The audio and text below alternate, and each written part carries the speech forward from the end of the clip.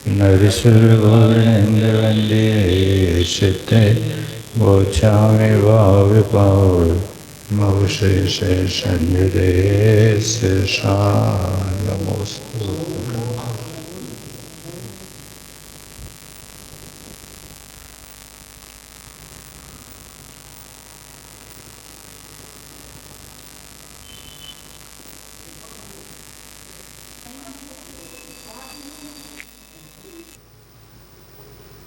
सर्वोपकारिस्त्वं प्रतिपालय कुरु इति। ये विनय सर्वोपकारी है, इसकी रक्षा करो, पालन करो। मनोवचन काय योगेन आत्मा व्यापारे। मन वचन काय के योग से, आत्मा के व्यापार से। अविनय नराय अविनत नरा,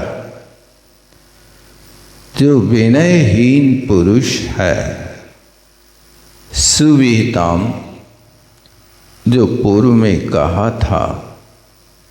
तीर्थ कर नाम कर्म पूर्वक बंध विशिष्टा, तीर्थंकर नाम कर्म के बंध का कारण है। ऐसे विशिष्ट विनय को करो। ततः कारणात् मुक्तिम सर्व कर्मक्ष लक्षणोपलक्षिताम न प्राप्नुवन्ति। इस कारण से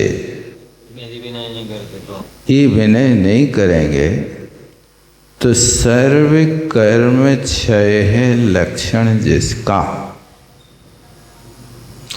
ऐसी मुक्ति को प्राप्त नहीं होंगे।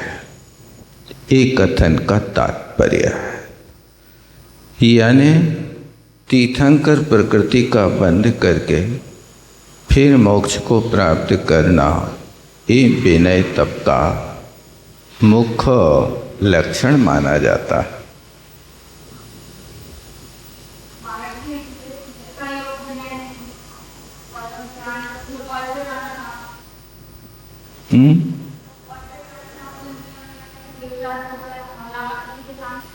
वज्र कर्ण का बराबर।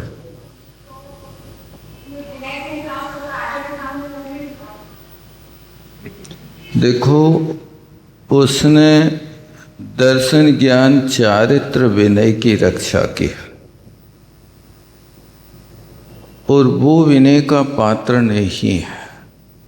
राजा सम्यक दृष्टि नहीं है, चारित्रवान नहीं है, तो ये उपचार विनय भी इन चार से युक्त व्यक्ति की करना है। जिस किसी के साथ तो यथा योग माने कोई असंयमी के साथ अभिनय तो नहीं करना, लेकिन मिष्ट भाषण बोल लेना, उनके साथ आसन पानी आदि पिला देना, उनकी क्षेम कुशल पूछ लेना, ये उपचार विनय में इसलिए यथा योग का अर्थ यही होता है, जो जैसे योग्य हो। तो अब वो बाहर से तो करता था, लेकिन भगवान को कर रहा, आस्था मजबूत है उसकी। और ये यहाँ अभिनय कर रहा है कि अभिनय नहीं करेंगे तो आजीविका नहीं चलेगी। उस आजीविका को चलाने के लिए, अपनी आस्था मजबूत करने के लिए किया, और उस विनय तप का फल मिला के उसी समय रामचंद्र जी उसके स्थान पे आ गए और फिर उनकी जीजान से रक्षा करी। और उसका फल मिला कि सिंहोदर स्वयं उनके चरणों में झुक गया और फिर इसके बाद राज्य भी दिया, जो भी था वो फल मिला उसको। अपने धर्म की रक्षा के लिए इतना कौटिल्य भाव होता है तो इसको क्षम माना जाता है। अक्षम में अपराध नहीं है। धर्म की रक्षा करना, शील की रक्षा करना, इसलिए मैं गुरु के वचनों पर अडिग हूँ। गुरु ने कहा कि इनके अलावा नहीं करना। मैं इनके अलावा नहीं करूँगा। करना पड़े तो इस तरह से मैं अभिनय कर लूँगा, लेकिन विनय नहीं करूँगा। ये अभिप्राय उसका बहुत सुंदर, और दिमाग भी चल गया कि अपना रास्ता ऐसे निकल सकता। ये है अभिनय, तो किसी की करनी ही नहीं चाहिए। समंतभद्र महाराज ने लिखा है, यो अन्या नत्येति गर्भिताशया।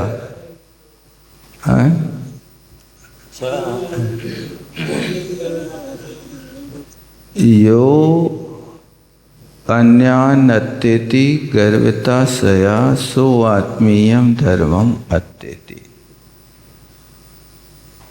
यानी गर्व से युक्त होकर के जो दूसरे के धर्म का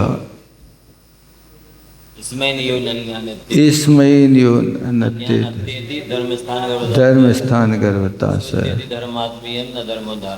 जे साधर्मीय के साथ लगाना चाहिए। उनके साथ कभी अभिनय का भाव नहीं होना चाहिए यथासंभव, लेकिन ध्यान रखें, नहीं तो बच्चा भी कहने लगे कि पाँव पर हो।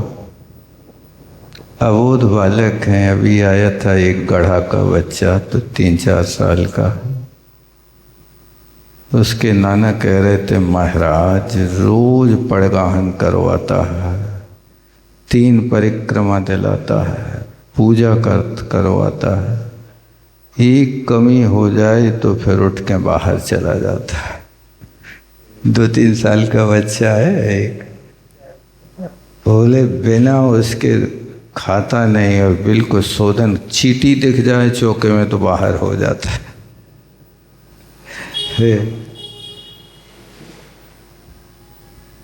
और फिर उसके बाद में आहार हो जाता है तो नानी को बैठ के धर्मोपदेश देता है, आदिनाथ भगवान की कहानी सुनाता है। एक अभिनय है, ये अभिनय हो सकता उसके लिए संस्कार का कारण बन जाए, लेकिन समझदार के लिए अभिनय करना उचित नहीं है। समझदार व्यक्ति यदि पाणी पात्र करता है तो उसके लिए फिर कुंद देव ने उसको निग्रह प्रायश्चित का पात्र कहा।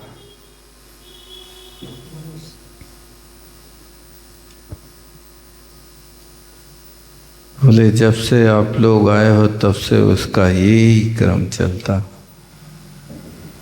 रोज यही काम कर रहा है। 1-8 महीना पहले थे वहाँ पर गढ़ा में,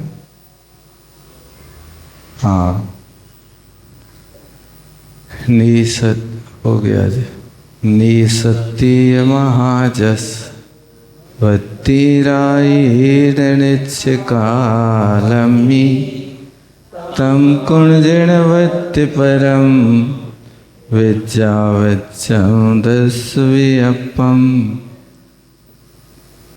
महाजस, हे महायश के धारी महापुरुष, निशक्ति है अपनी शक्ति के अनुसार, भक्तिरायण भक्ति के राग से नित्यकालम में निरंतर जिणवती परम गुण और जिनेन्द्र भगवान की भक्ति में तत्पर रहो। और 10वें अपम विद्यावच्चा और 10 विकल्प वाले बैया व्रत को भी नित्य करो। एकार से उच्चार लाघवात अत्र पादे 12 मात्रा वेदितव्य। चूंकि यहाँ पर संस्कृत में एकार को दीर्घ माना है, लेकिन यहाँ पर जो निज सत्य रखा ना,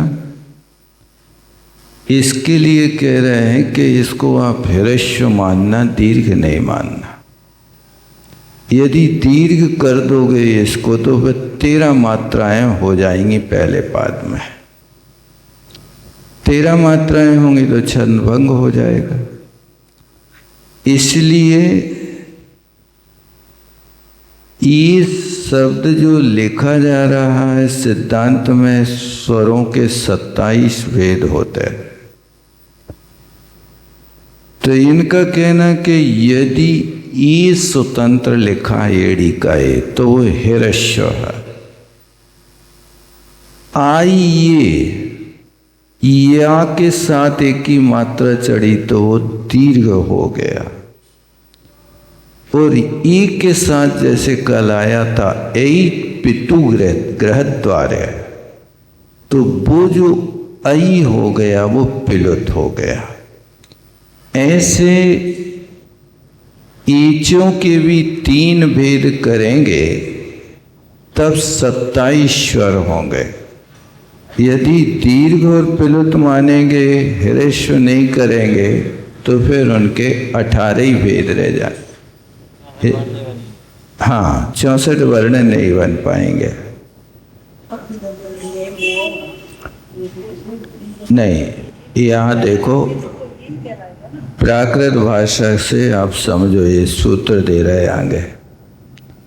तो यहाँ पर निश्चतीय में जो ये है उसको दीर्घ नहीं लेना, ह्रस्व लेना। अलग से लिखा है तो ह्रस्व है और एक ही मात्रा लगी। यदि किसी व्यंजन के ऊपर ये चढ़ा है तो फिर वहाँ दीर्घ माना जाता है। देखो टीका में इसी को कहते हैं, एकार से उच्चार लाघवत्वात्। यहाँ एकार का उच्चारण लाघव होना चाहिए। अत्र पादे 12 मात्रा।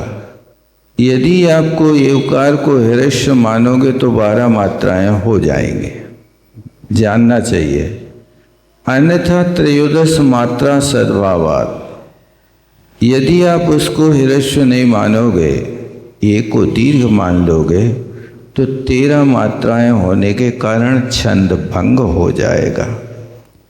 तदुक्तम प्राकृत व्याकरणे जैसे, हाँ, महाजस तक एक पद हो जाएगा, निसत्य महाजस। नी की तो एक ही होती है, ह्रस्व है ना, दीर्घ होता तो 2 मात्रा होती। नीय सत्य, नी की 2, सत की 2, ती की 2, तो कितनी हो गई? 2, 4, 6, एक की 1, 7, माँ की 1, 8, हा की 2, 10 और जस की 2, 12। महा में हा है ना, तो हा की 2 मात्राएं दीर्घ है और जस की 2, तो ऐसी कुल मिलाकर के 12 मात्रा का हिसाब, क्योंकि आर्या छंद में 12, 18 और 12, 15 का हिसाब किताब रहता है। नी की 1, या की 1, सा की 2, सत्य है ना, आधा ता है तो आद्यज को दीर्घ कर देगा। संयुक्त आद्यम दीर्घम होता है ना, है? ता में नहीं गिनना, वो आधे ता का संबंध सा से जुड़ेगा। संयोगी गुरु, तो किसका संयोग बन रहा है? सा का बन रहा, तो आधे ता की मात्रा नहीं लेंगे, लेकिन सा के साथ संयोग होने वाले व्यंजन की फिर 2 मात्राएं हो जाती। क्यों अभी तक इतना नहीं है पता आपको? नहीं, काय को छोड़ो। यदि सा दीर्घ होता तो फिर आधे ता की कोई मात्रा नहीं है, नहीं जोड़ी जाती, और यदि ह्रस्व होता है तो जोड़ ली जाती है। कहीं भी इसको ऐसे ही ध्यान रखना। अकेले ता की और ता के ऊपर रहने वाली ई की इनको दीर्घ मानेंगे, क्योंकि ईख की ये है, इमली की नहीं है। इमली की ये नी में है, इसलिए उसको हिरस्व ही माना जा रहा, दो मात्रा नहीं मानी जा रही। लेकिन ती के ऊपर ईख की ये है, इसको दो मात्रा मानता है। इसी तरह भक्ति में चार मात्राएं हो जाएंगी, भा हिरस्व होकर के भी दीर्घ माना जाएगा। भक्ति रायण नित्य कालम में तदुक्तम प्राकृत व्याकरण है। जैसे प्राकृत व्याकरण में कहा, उच्चार लघुत्व वेद तो व्यंजनस्थयो, यानी व्यंजनस्थ एकार ओकार उच्चारण में लघुत्व होता। यहाँ पर एक को लघु माना है, इस अपेक्षा से उसकी एक मात्रा बना करके ह्रस्व बनाया। अच्छा है व्याकरण। माना जाए एक मात्रा का दो का तीन, अलग से लिखा है तो एक, व्यंजन पर चढ़ा है तो दो।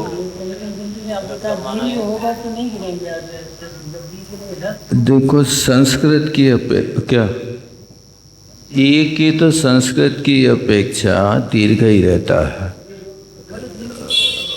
उसमें संस्कृत में हिरस्व का भेद नहीं होता। एचा नाम हिरस्वाभावात्, एचा में हिरस्व का अभाव है। निशक्त्य है महायस,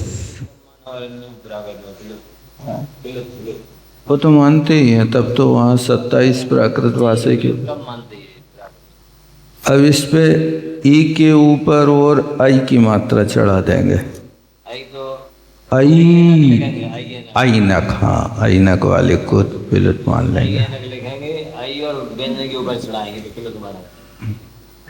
जहाँ पीछे था ना ऐत, इसमें आया था पदम पुराण, ऐत का प्रयोग वृद्धि हो जाती है ना, वो तो है ही।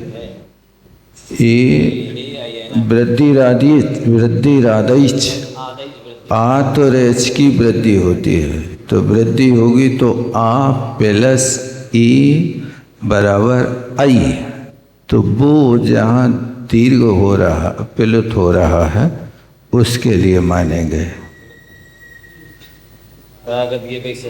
यानी संस्कृत में इतना ध्यान रखना कि जो गुण से उत्पन्न ये हुआ है वो दीर्घ रहेगा, और जो वृद्धि से यही हुआ है वो पिलुत रहेगा, क्योंकि संस्कृत में दीर्घ पिलुत दो ही भेद हैं, ह्रस्व नहीं है। अब यहाँ ये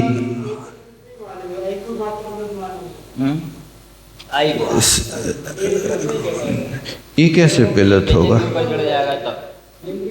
व्यंजन के ऊपर रखेंगे तो दीर्घ हो जाएगा, और आई रख दिया व्यंजन के ऊपर है, ये प्राकृत में संस्कृत में ये दीर्घ कहलाएगा। इसी के ऊपर एक मात्रा और चढ़ा दो तो ऐनक का ये होगा तो पिलुत हो जाएगा संस्कृत में। संस्कृत में तो तीन लिख देते हैं ना, तीन नंबर नहीं, आके आगे लिखते हैं तीन, एक के आगे तो वही इसमें आया था ना अभी कल।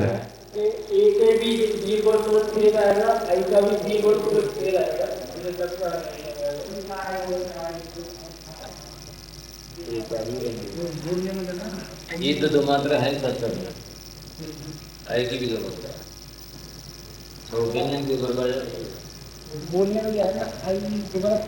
31 नंबर के श्लोक में आया है, ऐत पितुर मंदिर द्वारम।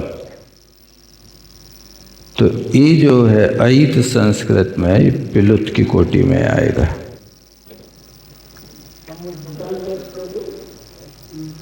तीन 372 पृष्ठ पे 31 नंबर का ये श्लोक। हे महायशस्वी भक्ति रागेण, भक्ति के राग से नित्य काल तुम करो, क्या करो? छेन भक्तो परम उत्कृष्टम, श्रेष्ठ भक्ति करो। यदि जिन्हें भगवान तुम्हारी भक्ति है तो साधकों की भैया भक्ति करो। तो वैयावृत्यम दश विकल्पम दशम एकम आचार्यादीनाम पूर्वोक्तानाम। ये विशेष है जिन भक्तों परम उत्कृष्ट, यदि जिन्हें भगवान में उत्कृष्ट भक्ति है तो 10 प्रकार की भैया भक्ति। आचार्य उपाध्याय तपस्वी दान गलत जिन भक्ति होगी तो भैया की सेवा करो।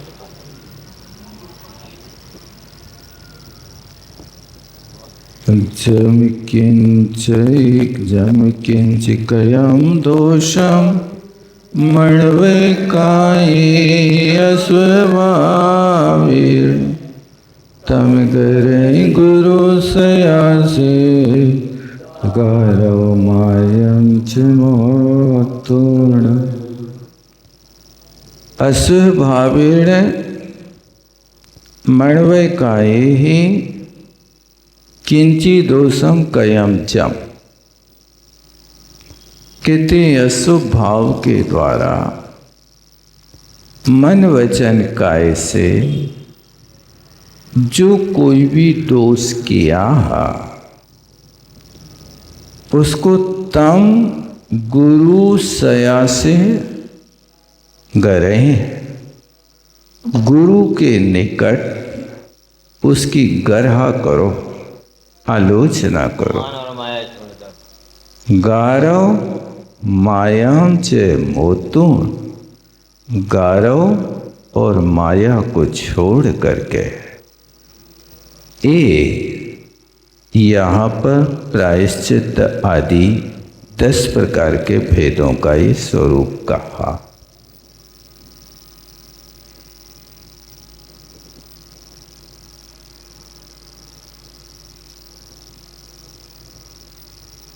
स्वयं करो इंसाफ।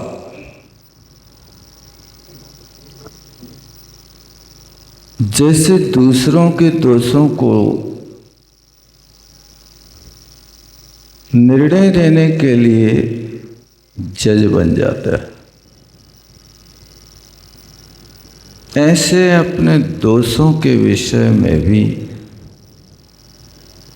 निर्णय करना चाहिए, जज बनना चाहिए। अपने दोषों के लिए वकील है, दूसरों के दोषों को जज है। अपने दोषों के लिए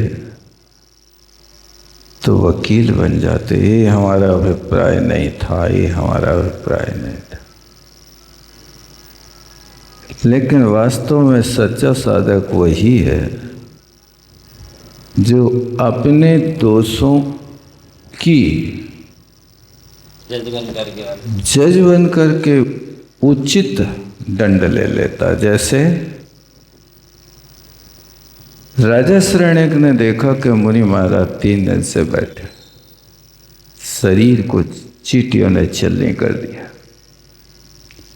ये अपराध हमारे राज्य में कोई करता तो मैं उसको मृत्यु दंड देता।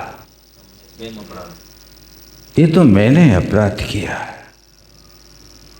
मुझे मर जाना चाहिए।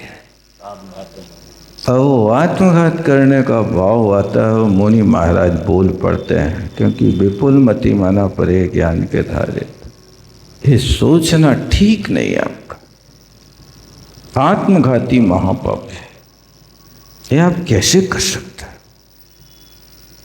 बस इस अपने पर जब इंसाफ करने का भाव आया तो सम्यक दृष्टि बन गया भाई सब। ये अपराध का फल हम दूसरों को मौत देते हैं। क्या आप अपने लिए भी मौत देने को तैयार हो? अपनी आलोचना करने का भाव है तो सम्यक दृष्टि, दूसरे की आलोचना का भाव।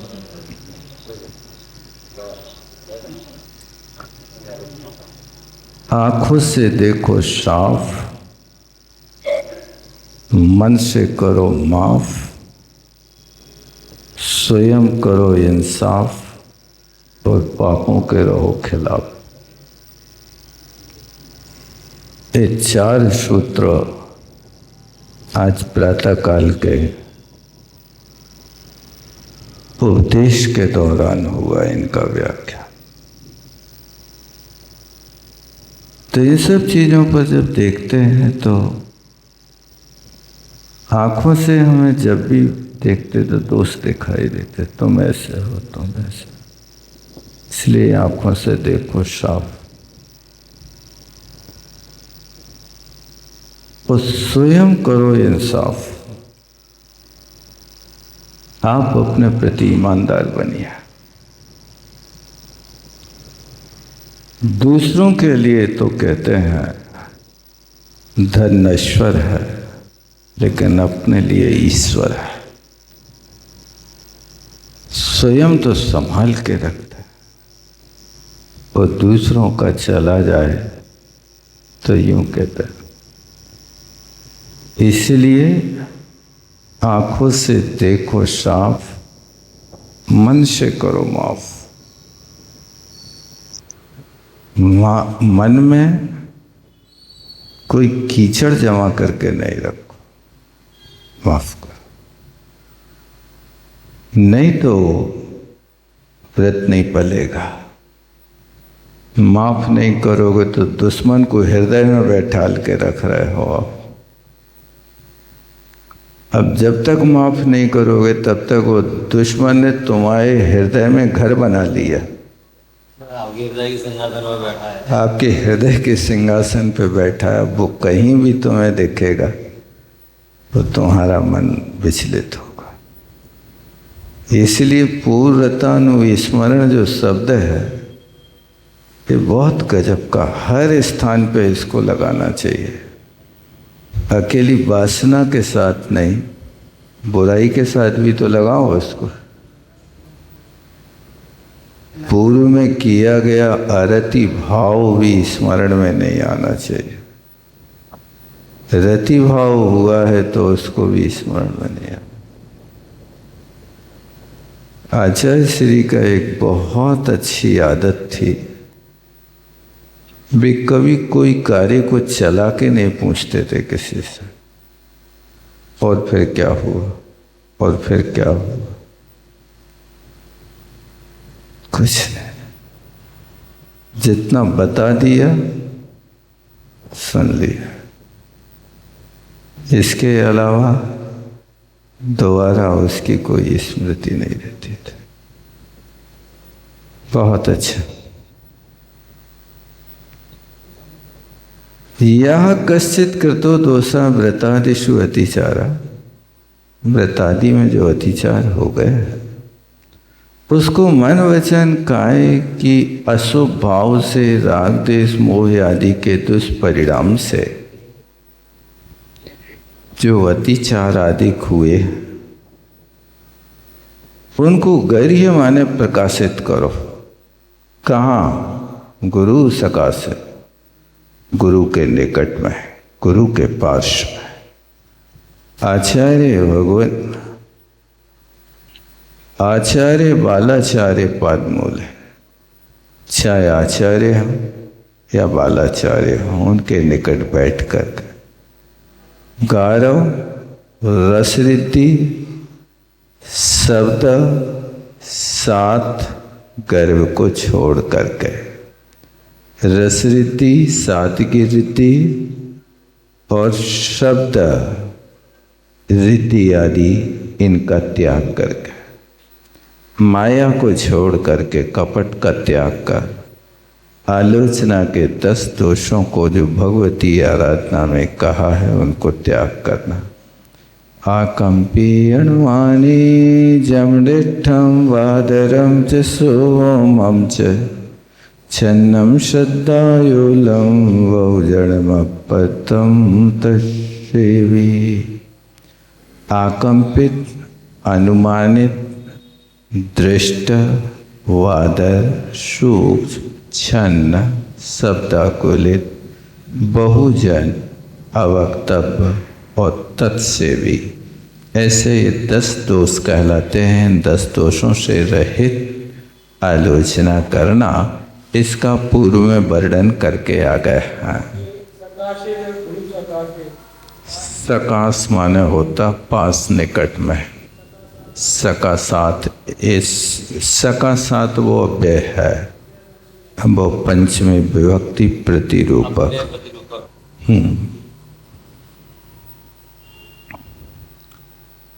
इतना ही रखता है।